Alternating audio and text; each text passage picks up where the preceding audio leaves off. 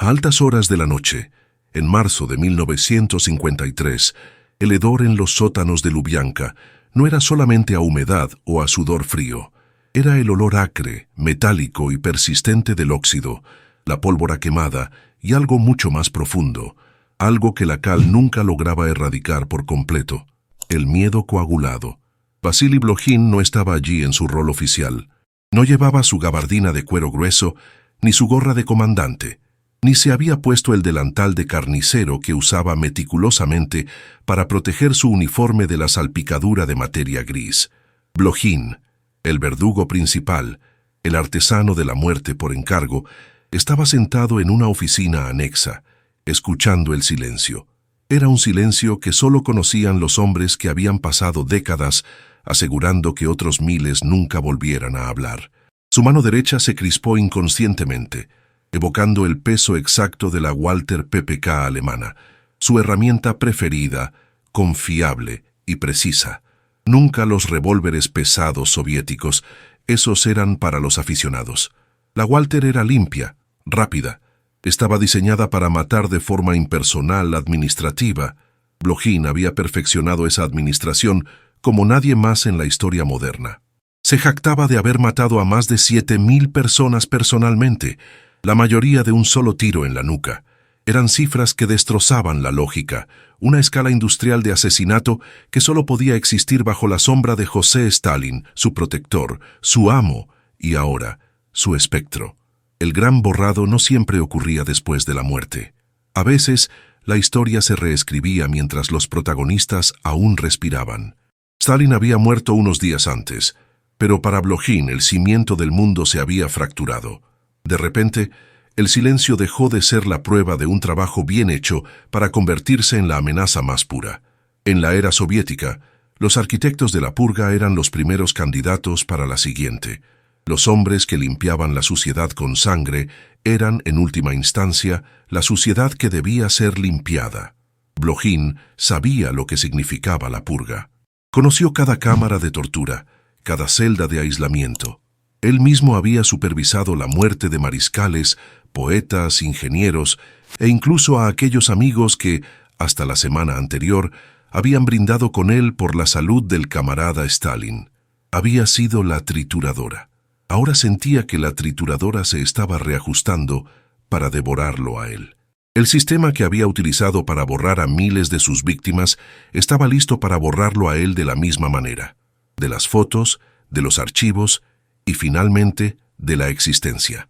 Antes de descender al infierno personal de este hombre, el ejecutor que cayó, y desvelar cómo una amistad con el poder absoluto puede convertir a un hombre en un monstruo para luego descartarlo como si nunca hubiera existido, suscríbete a Caídos del Poder.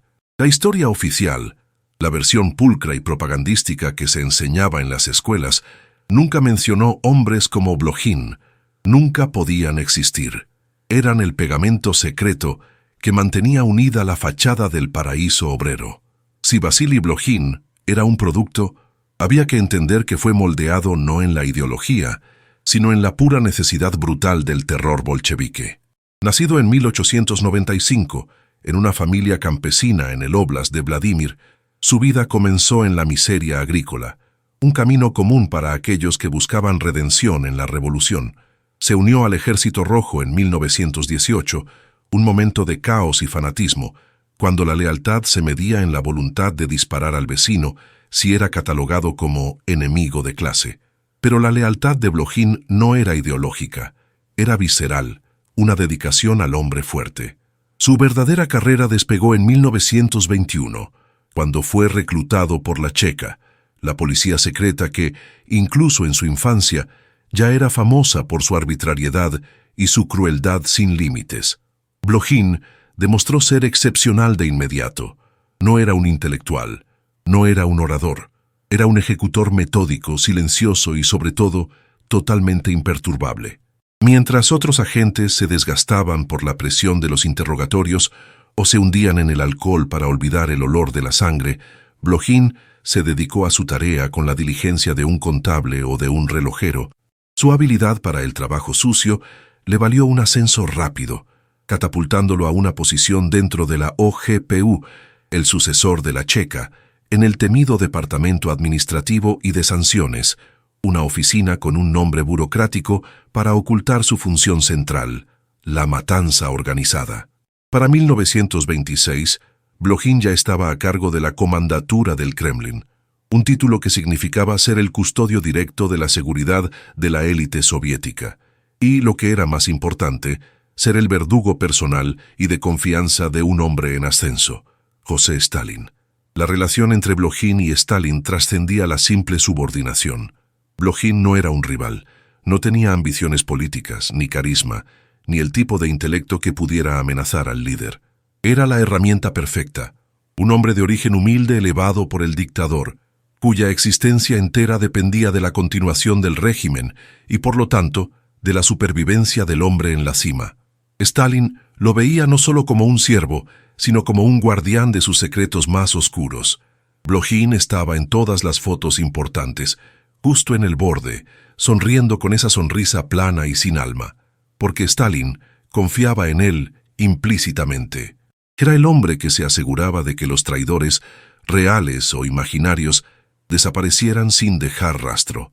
A principios de los años 30, Blохin no era solamente el jefe de los verdugos, era el maestro de ceremonias de la Gran Purga, bajo la dirección de Heinrich Jagoda y más tarde de Nikolai Yezhov, hombres que él mismo ejecutaría eventualmente.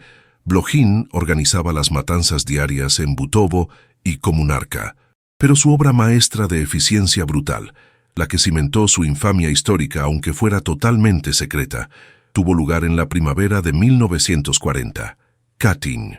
Mientras Stalin y Beria decidían la suerte de miles de oficiales polacos capturados, Blохin se presentó voluntario para supervisar la ejecución, asegurando una ejecución eficiente y sin problemas. Fue transportado con un equipo de 30 hombres del NKVD a la prisión de Kalinin, ahora Tver, donde pasaron 28 noches. Cada noche, Blохin y su equipo mataban a 300 hombres. Blохin, vestido con su ropa de cuero pesado para evitar las manchas y usando la Walter PPK, ejecutó personalmente a casi todos los 7.000 prisioneros. Este no era un acto de guerra, sino una operación de limpieza política llevada a cabo por un solo hombre, con la frialdad de quien sella sobres. El resultado de su trabajo en Katyn fue una condecoración directa de Stalin, la Orden de la Bandera Roja. Esta era la vida de Vasily Blохin, la lealtad absoluta al poder, comprada con montañas de cadáveres.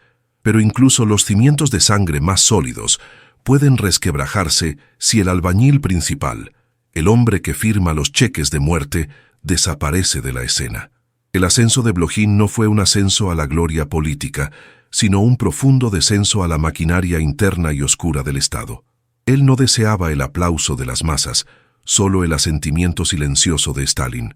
Se convirtió en el paradigma de cómo el terror puede ser institucionalizado y delegado a un burócrata dedicado.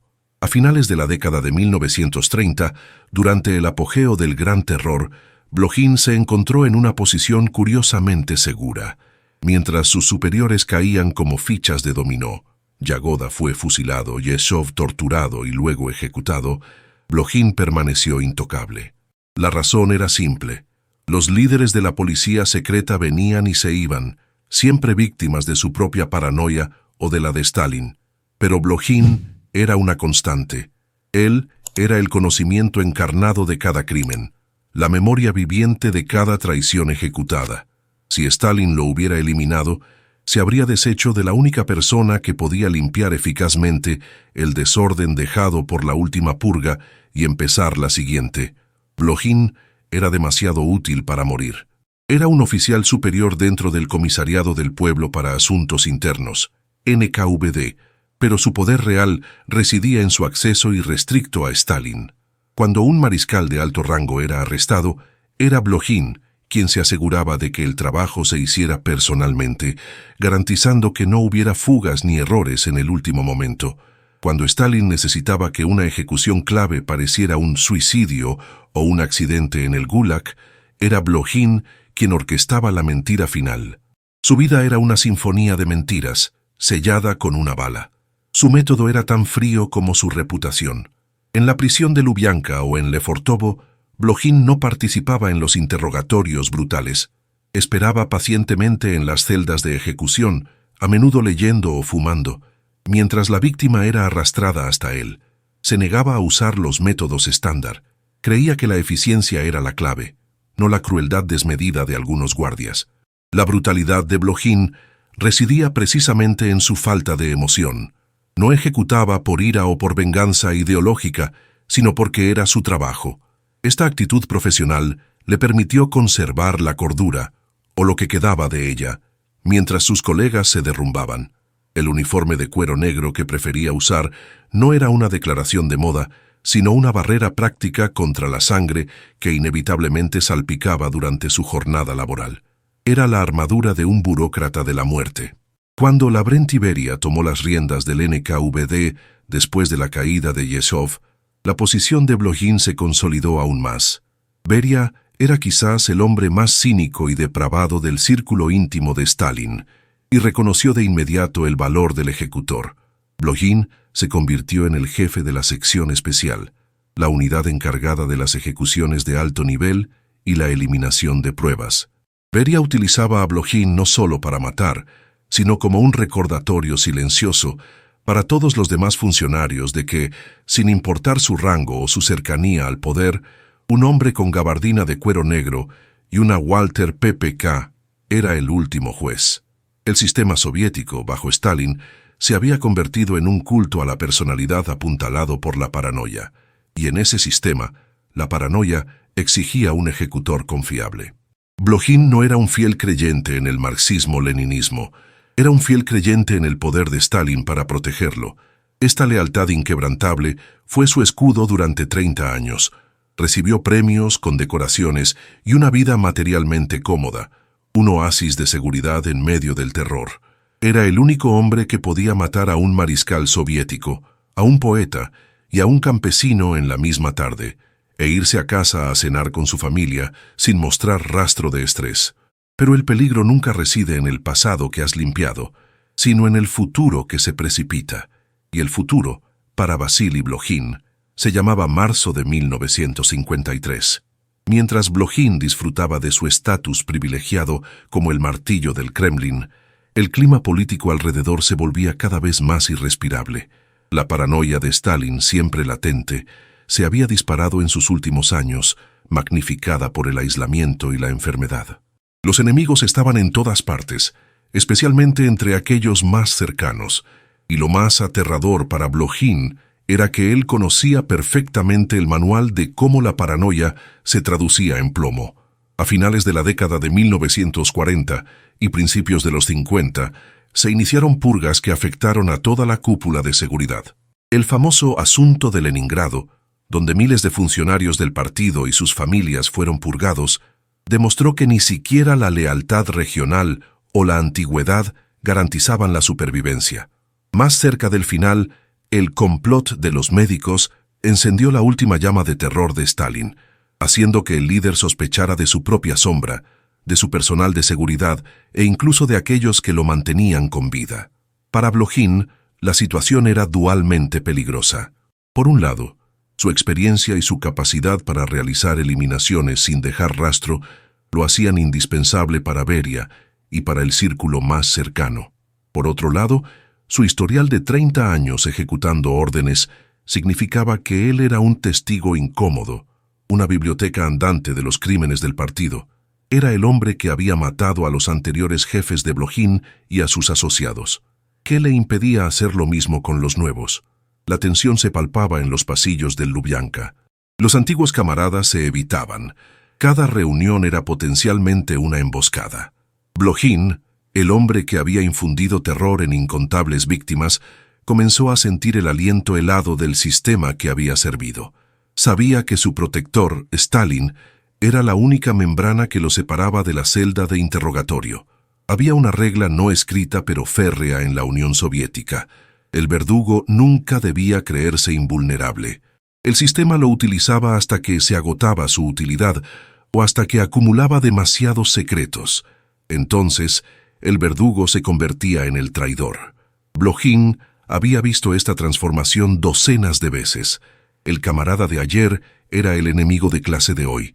Su fotografía recortada de las revistas, su nombre borrado de los libros de texto. Él mismo había supervisado el borrado de la historia de muchos de sus propios jefes. El primer indicio real de que el suelo se movía bajo los pies de Blохin no fue un arresto, sino un sutil cambio en el comportamiento de Beria. Beria, siempre calculador, empezó a reorganizar la seguridad interna, moviendo a los hombres de confianza de Stalin a puestos menos influyentes.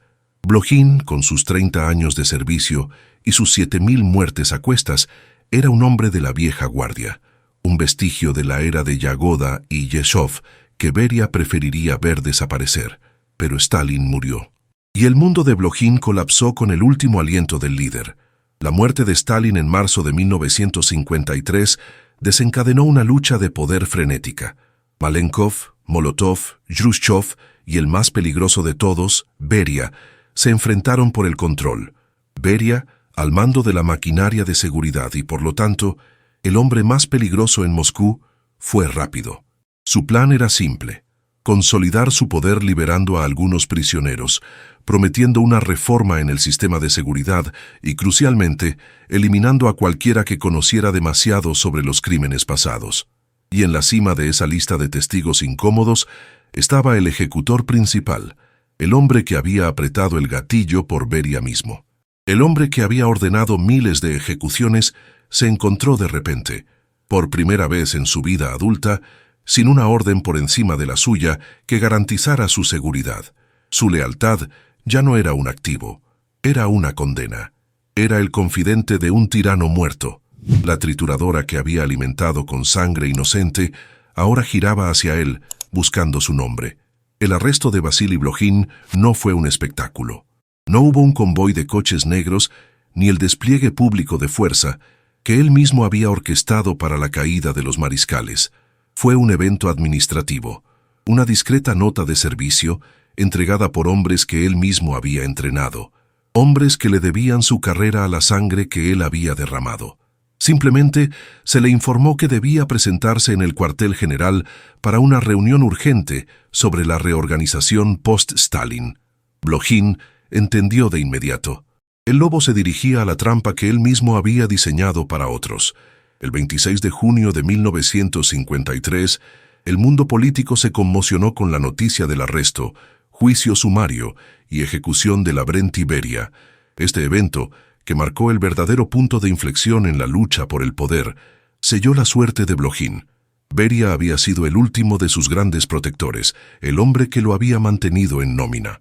Los nuevos líderes, liderados por Khrushchev, tenían una estrategia: culpar a Beria y a sus colaboradores por todos los excesos del terror stalinista y presentarse como los purificadores del partido. Blохin era la encarnación viva de esos excesos. Su caída fue lenta, no inmediata. Inicialmente no lo encarcelaron. En un movimiento que demostró su extrema utilidad, los nuevos líderes de seguridad le permitieron retirarse con honores a principios de 1954, concediéndole el rango de mayor general. Este gesto no era de piedad, sino de pragmatismo. Blохin poseía demasiados secretos vitales. Necesitaban asegurarse de que se quedara callado, y la pensión era el precio del silencio. Sin embargo, el retiro para Blохin no fue la liberación, sino el inicio de su tortura psicológica. Acostumbrado a la estructura rígida, la autoridad absoluta y el ritual diario del asesinato, el vacío de la vida civil lo destrozó. Los rumores comenzaron a circular. Sus antiguos subordinados lo evitaban en la calle. Las medallas que había ganado por la matanza industrial, incluyendo la Orden de Lenin, la Orden de la Bandera Roja por Katyn y el título de trabajador honorífico del NKVD, de repente se sintieron pesadas e infames. Para el otoño de 1954, la narrativa de Khrushchev estaba consolidada. La Unión Soviética entraba en un periodo de desestalinización. Los responsables de los crímenes debían ser señalados, aunque de forma selectiva. Blохin, el hombre que había matado a 7.000 de un tiro en la nuca, era el chivo expiatorio perfecto. Fue despojado de su rango militar y de todas sus condecoraciones, etiquetado formalmente como un participante en crímenes contra la legalidad socialista. Para el hombre que había definido su vida por su servicio al Estado, la revocación de su estatus no fue menos brutal que un golpe físico. La humillación pública, la inversión de su identidad, fue el castigo final del sistema. Imaginen al hombre más temido de la URSS, el que decidía quién vivía y quién moría, reducido a un simple ciudadano, un anciano con el pánico de que cada golpe en la puerta pudiera ser su turno. ¿Qué impulsa a un hombre a ejecutar a miles de personas, a traicionar a sus propios amigos y a servir ciegamente a una ideología que sabía que era fundamentalmente asesina? ¿Habrías traicionado a tu amigo para sobrevivir un día más en el Lubyanka? Dímelo en los comentarios, porque la mente de un verdugo es un abismo que pocos quieren mirar. Blojin no fue ejecutado en una celda húmeda, aunque muchos de sus colegas sí lo fueron. Fue condenado a vivir con sus fantasmas, una ironía cruel. El sistema que él había servido le infligió la única tortura que no podía soportar, el ostracismo total y la confrontación con su propio vacío moral. La desposesión de rango y honores que sufrió Blojin equivalió a una condena a muerte social.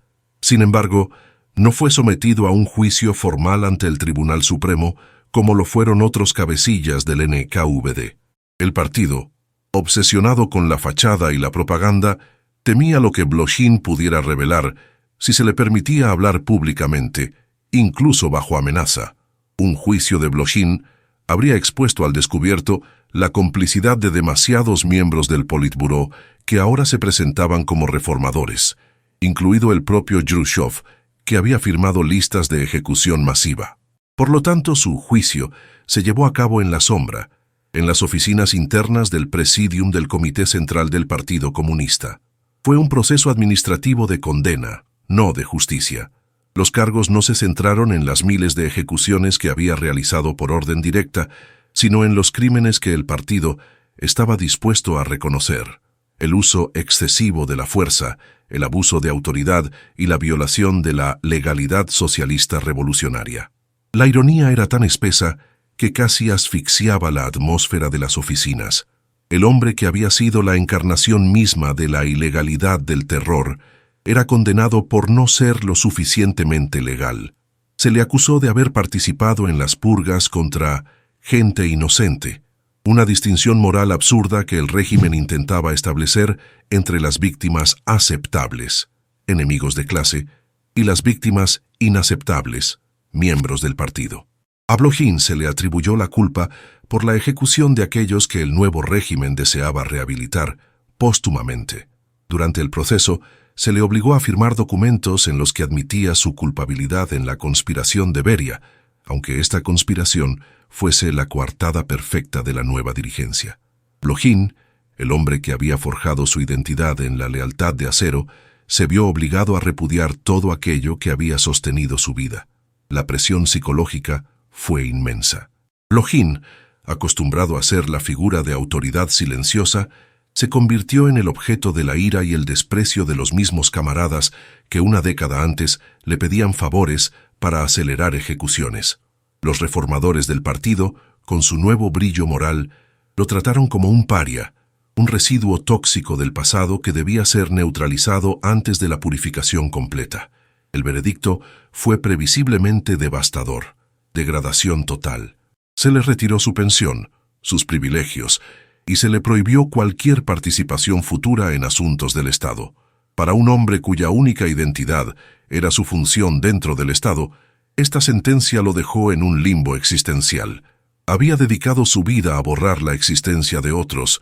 Ahora, el Estado lo borraba a él mientras aún vivía. Los informes de la época sugieren que Blojin, ya un hombre envejecido y minado por décadas de servicio macabro, no pudo soportar el peso del borrado. El aislamiento era insoportable. Él era un hombre que vivía para las órdenes y la disciplina. La libertad sin estatus o propósito era una forma de prisión. Esta fue la venganza de la trituradora. No una bala en la nuca, sino una lenta disolución de la realidad.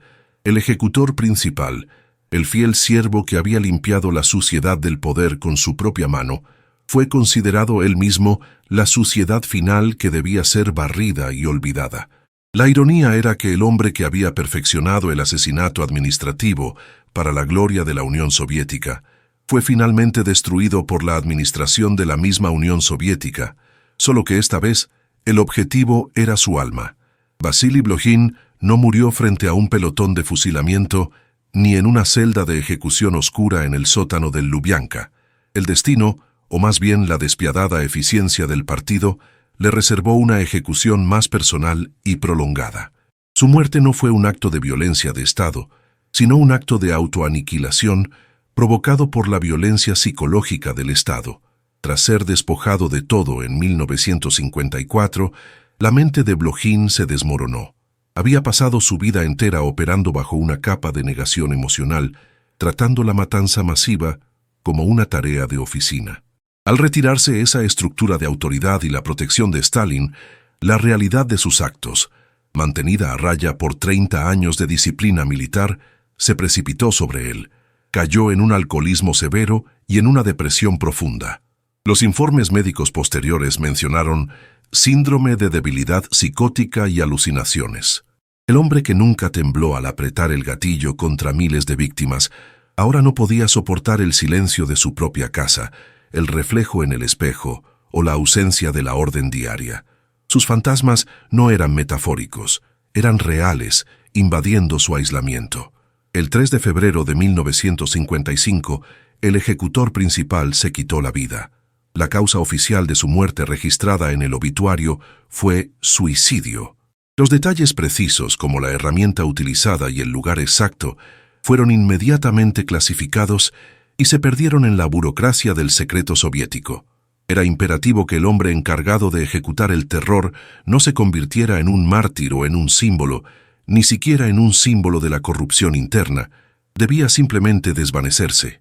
La familia de Blojin intentó mantener la dignidad, pero el nombre estaba ya envenenado. Aunque se le permitió ser enterrado en el prestigioso cementerio Novodevichy de Moscú, un lugar reservado para héroes y figuras públicas, la inscripción en su tumba era deliberadamente vaga, omitiendo cualquier mención a sus décadas de servicio en la policía secreta. El borrado de su vida comenzó antes de que la tierra se asentara sobre su ataúd. El partido había logrado su objetivo. Blojin, el hombre de la gabardina de cuero, el que había diseñado el proceso de eliminación masiva, se había convertido en su propia víctima final. Fue la culminación de la ironía del terror estalinista. Si sirves a un monstruo para protegerte, cuando el monstruo muere te conviertes en el nuevo monstruo a ser sacrificado. Su muerte marcó el fin de una era. Los verdugos que siguieron a Blojin en la KGB eran más discretos, más burocráticos, pero nunca alcanzaron su escala personal de horror. El legado de Blojin es que demostró que el mal no necesita ser apasionado para ser efectivo, solo necesita ser organizado y metódico. A diferencia de muchos de sus colegas, Blojin evitó la tortura física en el Lubianka, pero fue sometido a una tortura mucho más refinada, el aislamiento de la lealtad y el juicio de la historia que, aunque falsa en su momento, fue suficiente para romperlo. El miedo que había infligido a miles regresó, concentrado y amplificado, hasta que no hubo escape, excepto la elección final del silencio eterno. Si la vida de Vasily Blojin fue una serie ininterrumpida de asesinatos para el Estado, su muerte fue la señal para una operación de borrado total, a la altura de la infamia que él mismo había ayudado a crear.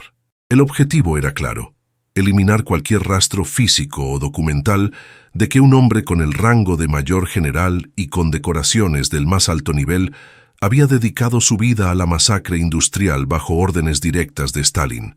El proceso de damnatio memoriae comenzó con los archivos.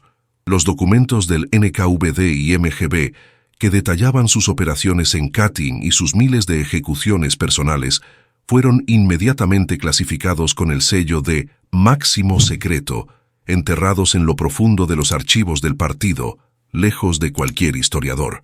Su nombre fue sistemáticamente omitido de las historias oficiales del Ejército Rojo y de la NKVD. Las referencias a sus condecoraciones fueron eliminadas de los registros públicos. Pero la Unión Soviética era experta en el arte de la manipulación visual, y el borrado fotográfico era la herramienta más potente para reescribir la historia.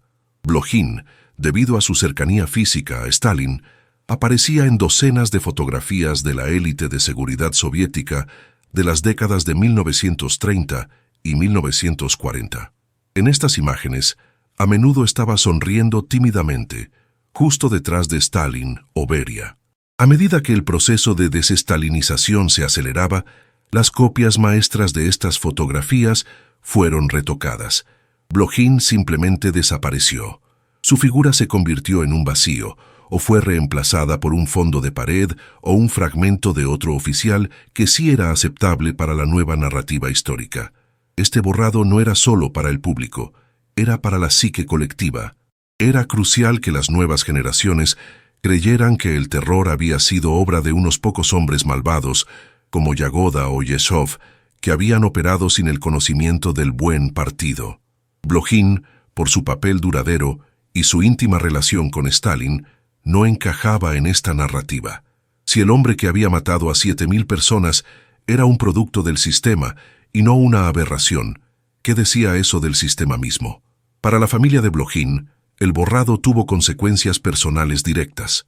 Su viuda y sus hijos, aunque se les permitió conservar algunas propiedades inicialmente, vivieron bajo el estigma de la asociación. En la sociedad soviética, donde el estatus de la familia dependía enteramente de la posición del patriarca en el partido, el despojo póstumo de Blojin los condenó a una existencia marginal y silenciosa. Tuvieron que luchar para mantener incluso la sepultura en el Novodevichy. El legado de Blojin fue enterrado tan profundamente como sus víctimas en las fosas comunes que él mismo supervisó. Durante décadas, su nombre se convirtió en un mero pie de página en los archivos de la represión, conocido solo por historiadores occidentales especializados y por aquellos pocos que habían trabajado a su lado y que aún vivían. El régimen había logrado su objetivo. Vasily Blojin, el ejecutor en jefe del terror, fue borrado de la conciencia popular, reducido a una sombra sin rostro en la historia oficial. Este proceso de borrado es una de las características más oscuras del totalitarismo. No es suficiente matar a un hombre, hay que matar también su memoria para controlar el presente. El borrado de Vasily Blojin se mantuvo casi perfecto hasta el colapso de la Unión Soviética. Solo entonces, con la apertura gradual de los archivos secretos del Partido Comunista, comenzó a filtrarse la verdad sobre el hombre y la escala de sus crímenes. La figura de Blojin, ya no una mancha retocada en una vieja foto, sino una figura central en el horror estalinista, empezó a tomar forma. El verdadero veredicto sobre Blojin es que fue la pieza de maquinaria más eficiente jamás producida por el terror de Estado. No fue un ideólogo ni un general militar de prestigio, fue un administrador del asesinato. Su legado se mide no solo en la cantidad de vidas que terminó, sino en la frialdad con la que lo hizo. Blojin demostró que la maldad en su forma más pura puede presentarse bajo la apariencia de un burócrata diligente, un hombre que se preocupaba por la limpieza de su uniforme mientras llevaba a cabo actos que desafían la imaginación. La rehabilitación de los purgados, que fue la bandera de la era Yúshov, jamás se aplicó a Blojin. Nunca hubo un intento por parte del Estado ruso postsoviético de restaurar sus condecoraciones, ni de justificar sus acciones. Él permanece, en la memoria histórica que finalmente se está forjando, como el monstruo que realmente fue. Sus crímenes, especialmente el genocidio de Katyn, son un recordatorio permanente de que el terror no siempre viene en forma de masas enfurecidas, sino que a menudo es la obra metódica y programada de individuos leales al poder. Al final, Vasily Blojin personifica la última y más cruel ironía del totalitarismo. Él era la mano derecha, la herramienta más confiable y letal de Stalin. Su vida fue un pacto con el diablo del poder absoluto. Pensó que su lealtad lo haría intocable. Sin embargo, el sistema que ayudó a construir estaba diseñado para devorar a todos, sin excepción. Cuando la fuente de poder se secó, su utilidad se agotó y se convirtió en otra víctima más, aunque una víctima cuya sangre fue derramada por su propia mano. Fue ejecutado no por un tribunal, sino por la propia conciencia que había silenciado durante décadas. Su existencia sirve como una advertencia sombría sobre el precio de la obediencia ciega. y sobre cómo el servicio al mal absoluto garantiza una sola cosa: la eventual destrucción del servidor. El sistema soviético intentó borrar a Vasily Blojin de la historia para protegerse, pero al desvelar las sombras de su vida, nosotros, como guardianes de la verdad, evitamos que la historia se doblegue ante el borrado. El régimen intentó borrarlos. Suscríbete a Caídos del Poder para que su memoria y la verdad detrás de su caída permanezca viva.